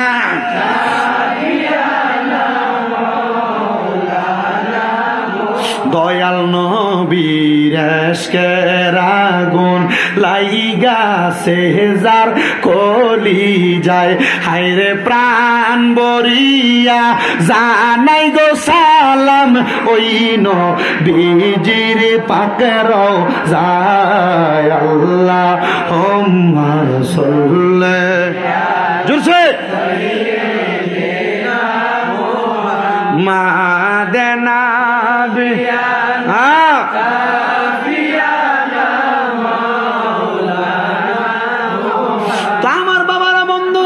গভীর মনোযোগ দিয়ে বয়ান শুনবেন। আলোচনার আয়াতে কারিমার অর্ধেক পড়ছে। আল্লাহ কয় তাজরি মিন তাহতিহাল আনহার, ওই জান্নাতে তো সুন্দর নিচি দিয়া নদী প্রবাহিত হইব। নদীর ভিতরে পানি কয় রকমের? এই তো মাশাআল্লাহ ওয়াজের শ্রোতা আছে মনোযোগী। কয় রকমের পানি? 1 নাম্বার কাউসারের পানি, 2 নাম্বার সারাবন তহুরা, 3 নাম্বার জান্নাতের লাবান, 4 নাম্বার জান্নাতের মধু। কাউসারের পানি পান করব তারা, কোরআন হাদিসে নবীরে আল্লাহরে মুহাব্বত করব যারা, সারাবান তহুরা পান করব তারা, নেশা করে নাই যারা, জান্নাতের মধু পান করব তারা, পরের হক মাইরা খায় নাই যারা, জান্নাতের দুধ পান করব তারা, কোনোদিন দুনিয়াতে মিথ্যা কথা গালিগালাজ করে নাই যারা। এবার আমরা এমন পানি পান করতে চাই কি চাই না? ও মুসলমান, এবার আমার আল্লাহ তাআলার নবীরে সাহাবায়ে কেরাম প্রশ্ন করি, ইয়া রাসূলুল্লাহ এগুলা কারা কারা ভোগ করবে? ওই জান্নাতের ভিতরে মানুষ কতদিন থাকবো? 1 দিন, 2 দিন, 3 দিন? আমার নবী কয় না না না, ওই জান্নাতের ভিতরে থাকবো হাফেজ সাহেব খালিদিনা ফিহা। জোরে কয় না সুবহানাল্লাহ। আরে জানা নাই তো, হাফেজ সাহেব আছে না, হুজুর আছে না? আপনারা একটু জোরে জোরে কইয়ান, একটু ফিওলা সাবরা জোরে জোরে কইবা, কইলে না মানছি একটু বুঝতো। এরা চিন্তা করতেছে হুজুর কইতাছে, আমরা শুনতাছি, আমরা কান সুখ করি শেষ। আল্লাহ কয় খালিদিনা ফিহা, খালিদিনা ফিহা। আবাদা শব্দটা এখানে রাখলাম। খালিদিনা ফিহার তাফসীর শুনেন। খালিদিনা ফিহা মানে চিরস্থায়ী বাসিন্দা হয়ে জান্নাতে থাকবে। কিন্তু আবাদা শব্দটা কেন? আবাদা শব্দটা লাগায় কয় বান্দা জান্নাতে ডুববা তো ডুববা, বাহির হইতে চাইবা না। জবান খুলে জোরে বলেন সুবহানাল্লাহ। সাহাবায়ে কেরাম একটা ডাক দিয়া কইয়া, নবীকে কইয়া ডাক দিলি আর আল্লাহু আকবার কি জোরে নাচতে? সাহাবায়ে কেরাম একটা ডাক দিয়া কয়, ইয়া রাসূলুল্লাহ নবী গো, ও মায়ার নবী গো, ওই জান্নাতের মধ্যে তারা কতদিন থাকবে? আমার নবী আবার আল্লাহর কোরআন থেকে বলে, নবী গো জান্নাতের মধ্যে কারা থাকবে? আমার নবী কয় রাদিয়াল্লাহু আনহুম ওয়া রাদু আন, যারা দুনিয়াতে আল্লাহরে খুশি করছে, আল্লাহ যারার প্রতি খুশি হইছে, তারাই ওই জান্নাতের ভিতরে থাকবে। আল্লাহ ওই জান্নাতের ভিতরে তারা কারা থাকবে? বলে যারা আল্লাহরে খুশি করছে। ও মুসলমান, আল্লাহরে খুশি করছেন কিনা আপনি নিজে জানেন, আপনার চাইতে বেশি কেউ জানে না। আল্লাহরে কেমনে খুশি করবেন নামাজ না পড়া আল্লাহরে খুশি করা যাইব না, নামাজ না পড়া রোজা না রাইখা আল্লাহরে খুশি করা যাইব না। মুসলমান ও সাতাই হালের বাবারা, তাইলে বোঝা যায় আল্লাহরে খুশি করার জন্য নামাজ লাগবো, রোজা লাগবো, হজ লাগবো, যাকাত লাগবো, দান সদকা লাগবো। সামর্থ্য না থাকলে অসুবিধা নাই, সামর্থ্য যদি থাকে সব ইবাদত করা লাগবো। কথা কোন না ঠিক কিনা? কিন্তু ঠিক তো মুখ দিয়া কইলা ফজরের নামাজের আজান দেয় না হেতেল দিয়া ঘুমাও, ফজরের আজানটা দিলে ঘুমটা তখন সাইফা লাগে। কথা কয় না ঠিক কিনা? মুসলমান ও নবীর উম্মতের দলেরা এবার জিজ্ঞাসা করে আল্লাহ রে দুনিয়াতে কারা রাজি খুশি করছে? কয় যালিকা লিমান খশিয়া রব্বা, যারা দুনিয়াতে আল্লাহরে সবচাইতে বেশি ভয় করছে। আল্লাহরে ভয় করার কারণে আমার আল্লাহ তাআলা তারারে কবুল করে নিছে। ও হুজুর কেমনে গো কেমনে? আল্লাহরে ভয় করার কথাটা তো বুঝতে পারলাম, তো যেই জায়গায় ছিলাম ইমানের 7টা বিষয় বুঝাইতেছিলাম, আখিরাতের কথা বলে দিছি, আখিরাতের কথা। এবার হলো অল ইয়াউমিল আখিরি ওয়াল কদরি খায়রিহি ওয়া শাররিহি, দুইটা জিনিস। কয়টা? ওয়াল কদরি খায়রিহি ওয়া শাররিহি কি? তকদিরের ভালো এবং মন্দের প্রতি বিশ্বাস করা। ভালো এবং আপনার এলাকায় বিল্ডিং এ ঘুমায় এমন মানুষও আছে, এখানে আছেন 2 তলা বিল্ডিং এর মালিকও বসছেন, আবার বেড়ার ঘরের মধ্যে ঘুমায় এমন মানুষও। বেড়ার ঘর না চিন্তা করে আল্লাহ যদি আমার একটা বিল্ডিং বানানোর তৌফিক দিত। 2 তলার মালিক চিন্তা করে আল্লাহ যদি আমার একটা 5 তলা বাড়ি দিত। শুকর নাই না শুকর। আল্লাহ কয় বান্দা ওয়াশকুরু নি'মাতাল্লাহি আলাইহিম ইন কুনতুম ইয়্যাহু তা'বুদুন। মারহাবা। আল্লাহ কয় বান্দা তোমরা আমি আল্লাহর নিয়ামতের শুকরিয়া আদায় করো, যদি তোমরা আমি আল্লাহর ইবাদত করো। ইবাদত করি কার? আল্লাহ যেই নিয়ামত দিছে বাঙ্গাগর। আল্লাহ কয় বান্দা লা ইউকাল্লিফুল্লাহু নাফসান ইল্লা উসআহা। আমার আল্লাহ জানায়া দেয় বান্দা আমি আল্লাহ তাআলা কারো সাধ্যের বাহিরে কোনো কিছু ছাপাইয়া দেই না। তুমি বেড়ার ঘরে থাকার যোগ্য, আল্লাহ কয় তোরে বেড়ার ঘরই দিলাম। তুমি 10 তলায় ঘুমানোর যোগ্য, আল্লাহ কয় তোরে 10 তলায় ঘুমলো আইলাম। তো তোমার তো আলহামদুলিল্লাহ নাই। আল্লাহ কয় বান্দা তোমার যে শুকরিয়া নাই, এই জন্য আমি আল্লাহ তোমার নিয়ামত বাড়াইয়া দেই না। যদি বেড়ার ঘরে থাইকা কইতে আল্লাহ বেড়ার ঘরই আমার লাগে আলহামদুলিল্লাহ। আল্লাহর নবী হাদিসে মুবারাকার মাধ্যমে জানায় কেউ যদি অল্পতে সন্তুষ্টি হয়, মানে যা পাইছে তাতেই সন্তুষ্টি হয়, আল্লাহ যা দিছে তাতে সন্তুষ্টি হয়, তাহলে ওই ব্যক্তির আমার আল্লাহ নিয়ামত বাড়াইয়া দেয়। জোরে কোন সুবহান। মুসলমান এবার তকদিরের ভালো এবং মন্দ সব মাইনা নিবেন। অসুস্থ হইবেন বলবেন আলহামদুলিল্লাহ, কামাই কম আলহামদুলিল্লাহ, রুগী হইছেন আলহামদুলিল্লাহ, ভাঙ্গা ঘরে থাকেন আলহামদুলিল্লাহ, 2 তলায় ঘুমান আলহামদুলিল্লাহ। যে কোনো অবস্থায় সব জায়গায় আলহামদুলিল্লাহ বলবেন, দেখবেন নিয়ামতের অভাব নাই, নিয়ামতের অভাব নাই। এবার আসেন ওয়াল কদরি খায়রিহি ওয়া শাররিহি। এবার কয় মিনাল্লাহি তাআলা ওয়াল বাসি বাদাল মাউত। ও বান্দা মিনাল্লাহি তাআলা ওয়াল বাসি বাদাল মাউত, এই শব্দটা বড় মারাত্মক শব্দ। হুজুর কেন কেন কেন? কারণ মরা তো যাব ঠিক আছে, তাহলে আবার যে বললেন বাসি বাদাল মাউত, মরার পর আবার কবরের মাটি খুঁড়ে আমরারে তুলবেন। ওই যে মিনহা খালাকনাকুম ওয়া ফিহা নুইদুকুম ওয়া মিনহা নুখরিজুকুম তারাতান উখরা। আল্লাহ কেন তুলবেন? আমরা মইরা গেছি তো শেষ। আমরারে মরার পরে তোলার কারণ কি? কয় মরার পরে তুইল্লা হাসরের ময়দানে দাঁড় করায়া এমন বিচার করা হবে, বান্দা দুনিয়াতে কেমন ভাবে চলাফেরা করছো ওই বিচার শুধু মরার পরে চলবে না, ওই বিচার মরার আগেও চলবে। এমন ভাবে আজরাইল থাবা দিয়া ধরবো, আর বিছনার ভিতরে প্রস্রাব পায়খানা কইরা দিবা। আজরাইল এমন ভাবে ধরবো মরার পরে নাকে মুখি দিয়া রক্ত বাইর হইয়া যাইব। আজরাইল এমন ভাবে ধরবো চোখ উল্টাইয়া দিবা। আজরাইল এমন ভাবে ধরবো জিহ্বায় কামড় দিয়া মারা যাইবা। মুসলমান মুসলমান মুসলমান আপনাদের সবার কাছে জানতে চাই, আপনারা বলবেন এই জান্নাতের বাগানে বইসা দুনিয়ার জমিনের ভিতরে আপনি কেমনে আল্লাহরে ভয় করবেন? আর এই দুনিয়াতে থাইকা আল্লাহ কেমনে আপনার দুনিয়ার জমিন থেকে মারা যাওয়ার পর নিয়ে যাইব? কত মানুষ তো এলাকার মারা যায় বিছনার ভিতরে প্রস্রাব পায়খানা কইরা দেয়। কত মানুষ মারা যায় জিহ্বায় কামড় দিয়া মারা যায়, কত মানুষ মারা যায় চোখ উল্টায়া যায়, কত মানুষ মারা যায় নাকে মুখে দিয়া রক্ত বাইর হয়। কারণ কি? একবারও তো জিগাইলা না। কারণটা হইল যখন আজরাইলের সামনে আজরাইল তোমার সামনে আসবে, আজরাইল আসার আগে তোমার সামনে ফেরেশতা আইব দুইটা। কয়টা?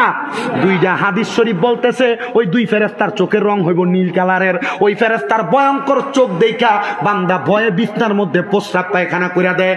আজরাইল তো পরে এখনো বড়টা আসে নাই, ছোট ডিরে দেখেই বিছনায় প্রস্রাব পায়খানা করে দিবে। কিন্তু মুমিন বান্দা প্রস্রাব পায়খানা করবে না, আরামে ঘুমায়া যাবে। ও মুসলমান, ও নবীর উম্মতের দলেরা মনোযোগ দেন। আজরাইল যখন সামনে আসবে বুকটার মধ্যে হাত দিলে বান্দা মুখ দিয়ে কথা বলার চেষ্টা করবে। দুই চোয়ালের মাঝখানে জিহ্বা কামড় পড়ে বান্দা দুনিয়াতে থাকবে না। বান্দা চোখ দিয়ে বুঝাইতে চাইবে আজরাইল আমার আরেকটু সময় দাও, তখন চোখগুলো উল্টে যাবে। বান্দার বুকের মধ্যে যখন আজরাইল হাতটা রাখবে বান্দার হাতের পায়ের শাহরক গুলা ঠাস ঠাস করে ছিঁড়ে যাবে। তখন বান্দা রক্ত চলাচল করতে পারবে না, বান্দার নাক এবং মুখ দিয়ে রক্ত বায়া বায়া পড়বে।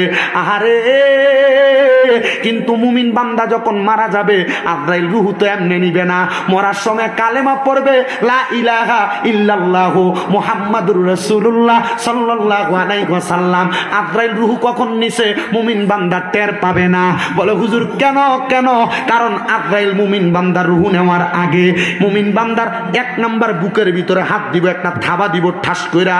আজরাইল যখন হাত দিব মুমিন বান্দার বুকের সামনে দুইজন ফেরেশতা এভাবে বাধা হইয়া দাঁড়ায় যাবে। এ আজরাইল মুমিন বান্দার বুক দিয়া তো রূহ নিতে পারবা না। বলে কারণ কি? মুমিন বান্দার বুকের মধ্যে আল্লাহ নবীর ভালোবাসা মুহাব্বত আছে। সব জায়গায় শুধু মুহাব্বত, সব জায়গায় শুধু ভালোবাসা। তাহলে বোঝা গেল নবীর ভালোবাসা, কোরআনের ভালোবাসা, আল্লাহর ভালোবাসা, দুনিয়ার জমিনে মানুষ মানুষের প্রতি মুহাব্বত রাখা, এইটার কারণে আল্লাহ মরণেও শান্তি দান করে। কথা কোন ঠিক কিনা? মুসলমান, ও নবীর উম্মতের দলেরা, আশিকে রাসূল ভাই বাবারা, হযরতে আজরাইল আলাইহিস সালাতু ওয়াস সালাম মুমিন বান্দার বুকে হাত দিলে বুকের মধ্য থেকে আওয়াজ আসবে এই বান্দা নামাজি, রোজাদার, ইমানদারি। বান্দার বুক দিয়ে রূহ বাইর করতে পারবা না। এবার মুমিন বান্দার কপালের মধ্যে থাবা দিব রূহ নেওয়ার জন্য। মুমিন বান্দার কপালের মধ্য থেকে আওয়াজ আসবে এ আজরাইল মুমিন বান্দার কপাল দিয়ে রূহ বাহির করতে পারবা না। বলে কারণ কি? বলে বান্দা 5 ওয়াক্ত নামাজে সিজদা দিছে, সুবহানা রাব্বিয়াল আলা পড়ছে। এ বয়স্ক বাবারা মসজিদে যায় নামাজ পড়ো, সিজদা দাও। এটা লাভটা কি দেখো? যখন তুমি নামাজ পড়বা নামাজে সিজদা দেওয়ার কারণে ওই আজরাইল তোমার কপাল দিয়ে যখন রূহ বাহির করতে চাইবো ওই নামাজের সিজদাগুলা আজরাইলের সামনে বাধা হইয়া দাঁড়াইবো। মরণে থাকিও পাশে নবীজি ইয়া রাসূলুল্লাহ, মরণে থাকিও পাশে নবীজি ইয়া রাসূলুল্লাহ। আশিকের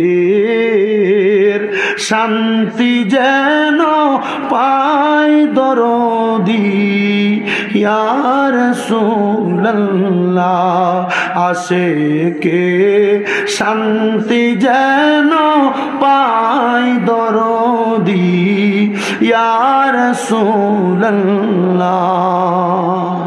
মরিলে শান্তি যেন পাই দরদি ইয়া রাসূলুল্লাহ। গলা শুকাবে চোখ ভাঙিবে, গলা শুকাবে চোখ ভাঙিবে, থাকিবে না উপায় দরদি ইয়া রাসূলুল্লাহ। বলেন মরণে থাকিও পাশে দরদি ইয়া রাসূলুল্লাহ। কবরে রাখিবে আমায়, থাকিবে না বন্ধু বান্ধব পকেটের কামাই, থাকিবে ঈমান আমল দরদি ইয়া রাসূলুল্লাহ, থাকিবে ঈমান আমল দরদি বাবা নবীজি কবরে থাকবে বিশ্বাস আছে না নাই? একটু মুহাব্বতে বলেন মরণে থাকিও পাশে নবীজি। আওয়াজ হয় নাই, জোরে বলেন মরণে থাকিও পাশে দরদিয়া। এ আশায় দিন রাত কেটে যায় ইয়া রাসূলুল্লাহ। জাহান্নাম কি যে ভয়ঙ্কর, দেখিলে তোমার দিদার হারাম হয়ে যায়। মরণে থাকিও পাশে দরদি ইয়া রাসূলুল্লাহ। মরণে থাকিও পাশে দরদি ইয়া মুসলমান। নবী আমার কয় মুখের ভিতরে হাত দিলে তোমার কপাল উত্তর দিবে আজরাইল, মুখ দিয়া রুহু কবজ কইরো না। ও মুসলমান, এবার তোমার ডান দিক দিয়ে আজরাইলে হামলা চালাইবো, এমন ভাবে থাবা দিব তোমার ডান দিক থেকে জবাব দিবে। হে রে বান্দা, ডান দিক থেকে জবাব আসতেছে, তুমি এই ডান দিক দিয়া বান্দার রুহু কবজ করতে পারবা না। বলে কেন কেন কেন? বলে কারণ হইল বান্দার ডান দিক দিয়ে আসি আমি, বান্দার দান এবং সাদাকা। এবার বাম দিক দিয়ে হামলা চালাইবো, বাম দিক দিয়ে বান্দার রুহু কবজ করা যাবে না। বাম দিকে যখন হাতটা দিব বাম দিক থেকে জবাব আসবে। আমি কইলাম বান্দার মা বাবার খেদমত, এই বান্দা আম্মা আব্বার প্রতি বড় ইহসান করেছে, আম্মা আব্বার পরে ইহসান করার কারণে আমার আল্লাহ তাআলা এই বাম দিক দিয়ে রুহু কবজ করতে দিবে না। এবার বান্দা মুখ দিয়ে কালিমা পড়বে, মুখ দিয়ে কালিমা পড়ার সাথে সাথে বাতাস বের হবে, বাতাসের সাথে বান্দার রুহু কবজ করবে। কিন্তু আজরাইল যখন আস্তে আস্তে বান্দার রুহুটারে নিয়ে যাবে, ওই বান্দার রুহুটা নেওয়ার সময় আজরাইল আলাইহিস সালাতু ওয়াস সালাম রে বান্দার রুহু কথা বলবে। তখন এ আজরাইল, আমারে কেন তুমি এত আস্তে আস্তে নিয়ে যাও? বলে কেন রে? এবার বান্দা বলবে আমি তো জান্নাতি, আমি তো ইমানদার, আমি তো মুমিন। মুমিন বান্দা মারা যাওয়ার পর আল্লাহ তাআলা কোন নিয়ামত রেডি করে রাখছে তুমি যদি জানতা, তুমি যদি জানতা, তুমি যদি জানতা, তাইলে আমার এত আস্তে আস্তে নিতা না।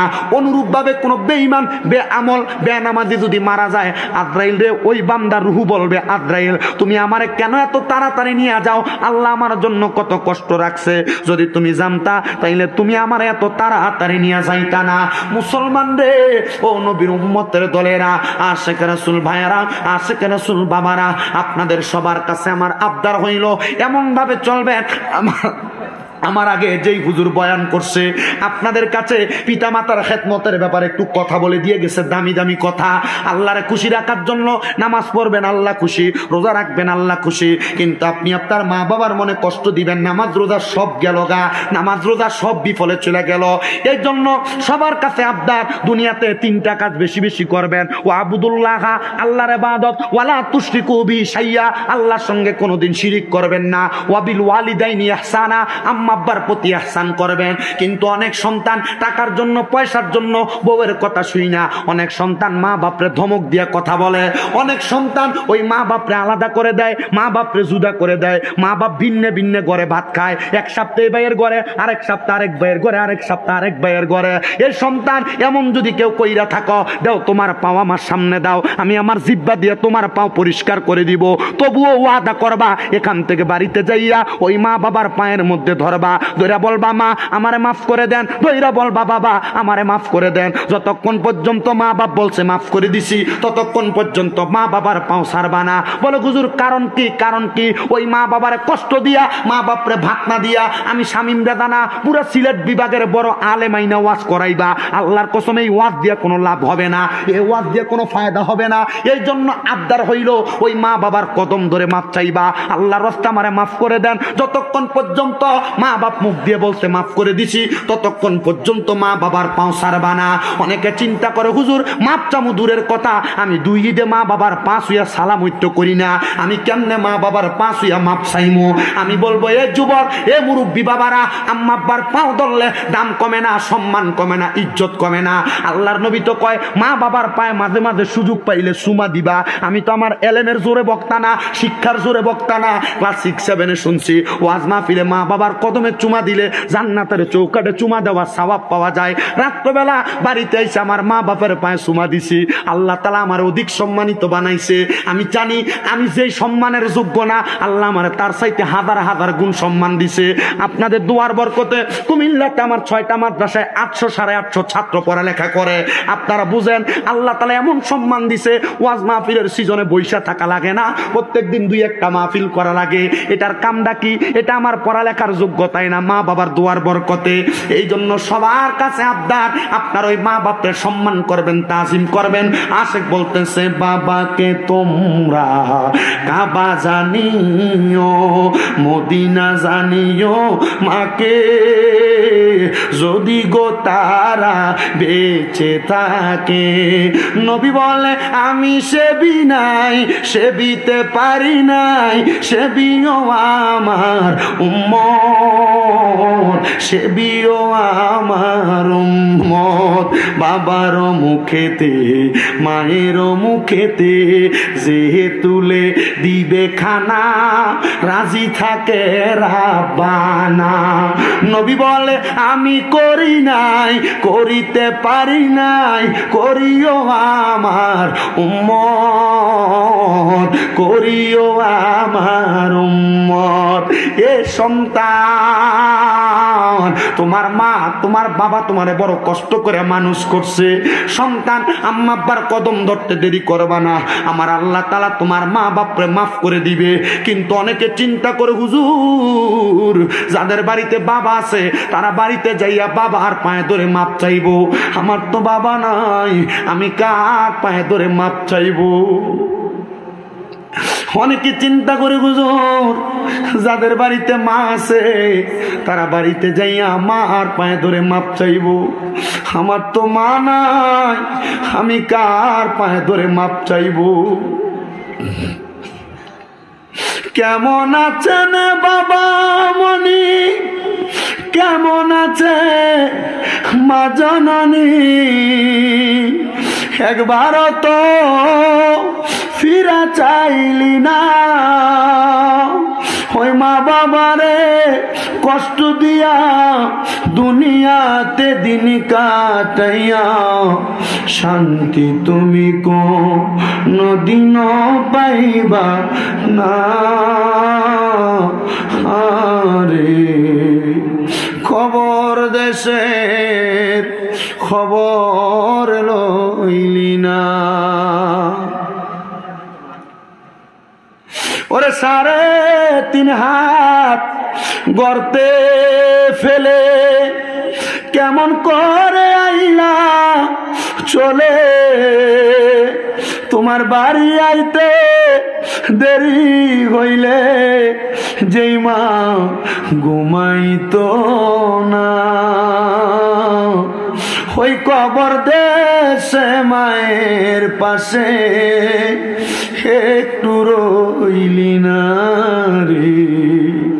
খবর দেশে খবর লইলি না, হায়রে এ 27 হালের মাহফিলে কে জানি বৈশা গেছে তার জগতের মধ্যে বাবা নাই, কে জানি বৈশা গেছে তার জগতের মধ্যে মা নাই। এ সন্তান আম্মা আব্বা কবরে গেছে, তোমার এখন সম্পদ দিয়া গেছে, কিন্তু তোমার মা বাবা তোমার কাছে ওই সম্পদ গুলা চায় না কবরে যাওয়ার পর। চিন্তা করে দেখো, মা বাপ যদি অসুস্থ থাকতো, যদি তুমি প্রতি মাসে মা বাপরে 2000 টাকার ওষুধ কিনা দিতা, 12 মাসে 24,000 টাকা মা বাবার পেছনে ব্যয় হইয়া যাইতো। চিন্তা করে দেখছুনি আব্বা আম্মা বড় কষ্ট করে তোমারে মানুষ করছে, ভালো কোনো খাবার খাওয়ানোর জন্য আব্বা আম্মা নিজে কত পরিশ্রম করছে, কিন্তু তোমার ব্যাংকে এখন টাকার অভাব নাই, ঘরের ড্রয়ারের মধ্যে টাকার অভাব নাই, কিন্তু তুমি 500 টাকা দিয়ে কিনা তোমার আব্বার একটা লুঙ্গি পরাইতে পারো না। তোমার মা নিজে না খেয়ে তোমারে খাওয়াইছে, সকালবেলা পান্তা ভাত গুলা রাইখা দিত, আমার সন্তান রৌদ্র দিয়ে আসলে পান্তা ভাত গুলা খাইলে তার কলিজা ঠান্ডা হবে। আজকে ওই মা কবরে, আগে একবেলা ভাত না খাইলে মা বারবার বলতো সন্তান ভাত খাত না দি, পেটটা পিঠের সাথে লাইগা রইছে। এখন মা কবরে, সন্তান কেউ একবার তোমার জিজ্ঞাসা করে না সন্তান খানা খাইছুনি।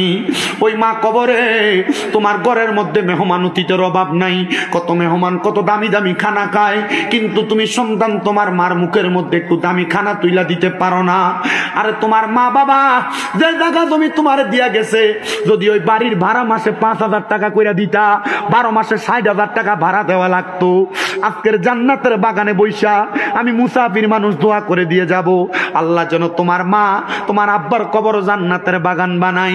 মা বাপ তো কবরে টাকা পয়সা ধন সম্পদ কিছু চায় না, বছরে কি মা বাবার পেছনে 20-30 হাজার টাকা তোমার ব্যয় হইতো না? এই জান্নাতের বাগান, এই 27 হালের নূরে মদিনা ইসলামী সুন্নি যুব সংঘের মাহফিলে একটা সন্তান দাঁড়ায়া বলবা হুজুর আমার মা নাই দোয়া করবেন, আমার বাবা নাই দোয়া করবেন, এই মাহফিলের জন্য আমি 20,000 টাকা আগামী বছর দান করব। একটা ছেলে যদি হাতটা বাড়াও তার জন্য কাজ করে দোয়া করা হবে। আছেন নাকি একটা ধন্য মায়ের ধন্য সন্তান, ধন্য বাবার ধন্য সন্তান, বলে হুজুর আগামী বছর আমি 20,000 টাকা দান করব, আমার মা কবরে, আমার মার জন্য বেশি করে দোয়া করবেন।